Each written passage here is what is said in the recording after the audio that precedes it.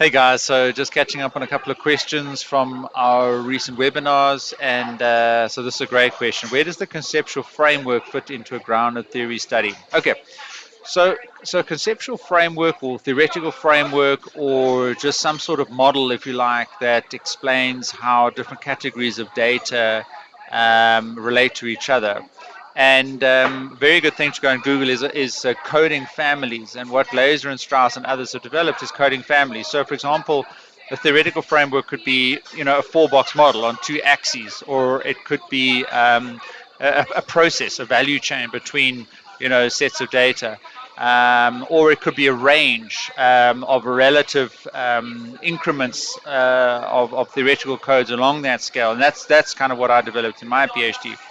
So the conceptual framework, let me give you my thoughts on this question here.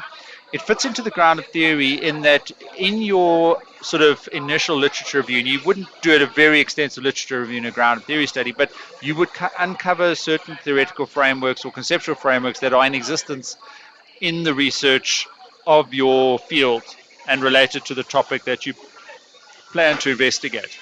And you may or may not place some reliance on some of those theoretical frameworks, but you're doing a grounded theory study because you think there's a gap.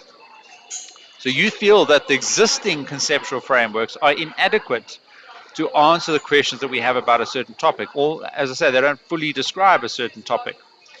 So you're actually doing a grounded theory study to complete that gap. So the conceptual framework could help you identify that gap. So when you look at conceptual frameworks, you see that it doesn't adequately explain everything. And maybe it's because it's an old study or because they hadn't considered certain data or they hadn't taken it into certain areas of the field, etc.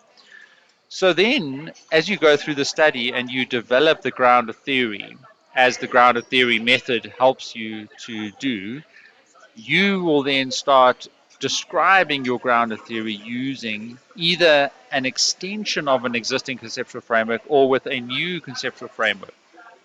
They're very important. You're now adding to knowledge, you're adding a theory into academia. But typically speaking, that theory should have some sort of theoretical framework that underpins it, that then people can use and apply in order to generalize it in other areas.